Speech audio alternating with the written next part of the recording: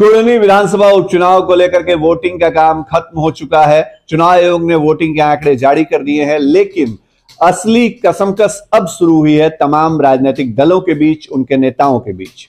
दरअसल हर नेता अपने उम्मीदवार के प्रदर्शन को लेकर के फीडबैक लेने में जुटा हुआ है। जनता दल यूनाइटेड के उम्मीदवार मनोज कुशवाहा यहां से महागठबंधन के उम्मीदवार हैं, तो जाहिर तौर पे महागठबंधन के तमाम नेताओं ने खुद को इस एक्सरसाइज में झोंक दिया है कि आज कितने मतदाताओं का भरोसा नीतीश और तेजस्वी के नेतृत्व के ऊपर दिखा है। भारतीय जनता पार्टी यहां अपने प्रदर्शन को बेहतर करने की दिशा में आगे बढ़ती दिख रही है और बीजेपी के नेताओं ने भरोसा जताया है कि इस बार कमल खिलेगा कुढ़नी में। हालांकि जनादेश अब ईवीएम में कैद है और जब चुनाव नतीजे आएंगे तो साफ होगा कि भारतीय जनता पार्टी जीतती है या किसी दूसरे उम्मीदवार के नाम पर जनता मुहर लगाती है। बीजेपी ने यहां पर तमाम बड़े चेहरों को उतार करके रखा और वीआईपी पार्टी के उम्मीदवार नीलाभ कुमार की तरफ से जो डैमेज होने की आशंका थी, आज वोटिंग के दौरान वो आशंका बहुत छोटी कर दी बीजेपी के इस एक्सरसाइज ने। ये हम आपको बता रहे हैं। दरअसल मुकेश सहनी, जिनके नाव के बूते नीलाभ कुमार मैदान में उतरे थे, नीलाभ कुमार को उम्मीद थी कि भूमिहार जाति के वोटर्स उनके साथ होंगे और भूमिहार जाति से आने वाले नीलाभ कुमार सहनी वोटर्स को अपने साथ करके वहां पर भारतीय जनता पार्टी का खेल बिगाड़ देंगे। लेकिन जो दावा किया जा रहा था या जो चीजें इलेक्शन के पहले देखी जा रही थी या बीजेपी के मन में जो आशंका थी, वो आशंका उस तौर पे आज वोटिंग के दौरान नहीं दिखी है। ऐसा हम इसलिए कर रहे हैं क्योंकि कुढ़नी के जब वोटर्स ने अपने मताधिकार का प्रयोग कर लिया है तो उसके बाद हमने फीडबैक लिया है और वहां पर यह बात सामने आई है कि नीलाभ कुमार के साथ अधिकांशतः भूमिहार वोटर नहीं गए हैं। भले ही बीजेपी से नाराजगी रही हो, लेकिन भूमिहार वोटर्स जो कभी बीजेपी के परंपरागत वोटर हमेशा से माने जाते थे, उन्होंने एक बार फिर बैक बाउंस किया है और बीजेपी के साथ वो गए हैं। हां, कुछ हिस्सा, एक टुकड़ा जरूर नीलाभ कुमार के साथ जा सकता है। कुशवाहा वोटर्स जो हैं वो मनोज कुशवाहा के साथ इंटैक्ट दिखे हैं, लेकिन बड़ा सवाल वहां भी है कि जो मनोज कुशवाहा हैं उनसे यादवों के बीच जो नाराजगी थी, जो यादव जाति के वोटर्स को लेकर के नाराजगी थी, क्या तेजस्वी यादव के चुनावी जनसभा के कारण वो डैमेज कंट्रोल जो है वो हो पाया है? ये अपने आप में एक बड़ा सवाल है। क्योंकि देखिए, जब कुढ़नी गए थे तेजस्वी यादव तो उन्होंने लालू यादव की दुहाई दी थी। हालांकि लालू यादव की सर्जरी आज सिंगापुर में हो चुकी है और वो ठीक है, होश में है, बातचीत कर रहे हैं। लेकिन तब तेजस्वी यादव ने चुनावी सभा के दौरान कहा था कि जब कुढ़नी का सवाल पूछेंगे ऑपरेशन के बाद, जब होश आएगा लालू यादव को, तो वो कुढ़नी की बाबत पूछेंगे तो मैं उनको क्या जवाब दूंगा। तो लालू यादव के नाम पर तेजस्वी यादव ने जो यादव वोटर्स को गोलबंद करने की कोशिश की, उसमें किस हद तक वो सफल हो पाए हैं ये देखना दिलचस्प होगा।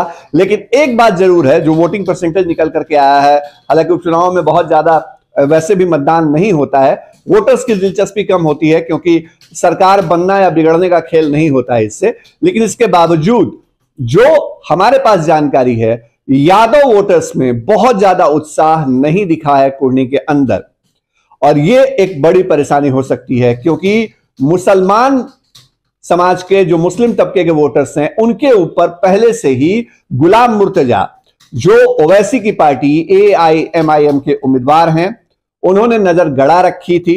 और जो जानकारी आई है मतदान खत्म होने के बाद और मतदान के दौरान आज दिन भर का फीडबैक, उसके मुताबिक ओवैसी की पार्टी लगभग उसी तरह का प्रदर्शन करने जा रही है कुढ़नी में जैसा प्रदर्शन गोपालगंज में उसने किया था।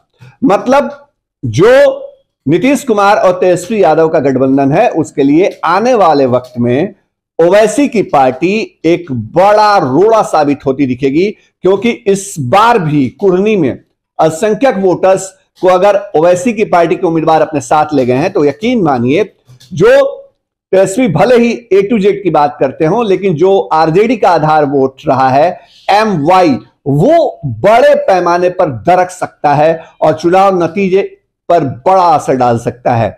अगर दूसरे उम्मीदवारों की बात करें तो सहनी समाज से आने वाले एक और उम्मीदवार मैदान में थे, तो मुकेश सहनी के सहनी वोट बैंक में अगर वो थोड़ी सी भी सनमारी करते हैं तो मुकेश सहनी के लिए भी अपने आप में बड़ा सवाल होगा कि क्या अभी भी सहनी समाज के अंदर सन ऑफ मल्लाह के तर्ज पे मुकेश सहनी जो दावा करते हैं उनकी पार्टी करती है, वो चीजें फिट नहीं बैठती हैं। बड़ी बात यह होगी चिराग पासवान का भविष्य क्या होगा। चिराग पासवान जाति के वोटर्स के बीच अपनी मजबूत पकड़ रखते हैं।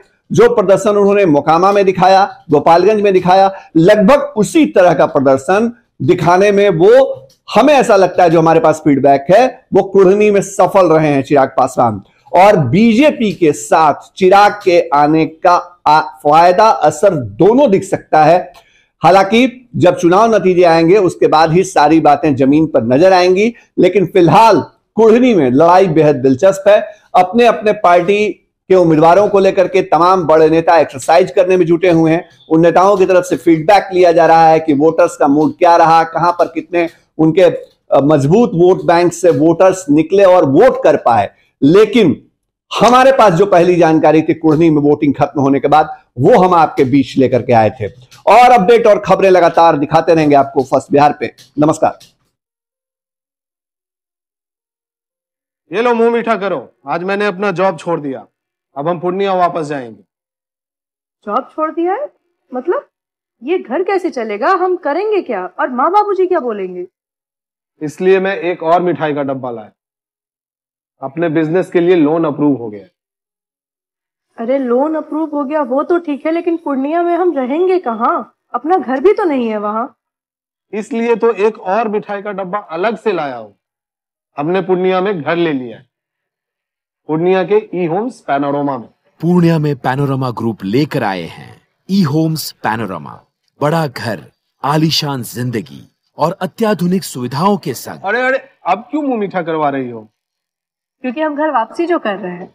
घर वापसी की खुशी पूर्णिया में ई होम्स पैनोरमा के संग। E homes panorama, luxurious lifestyle redefined.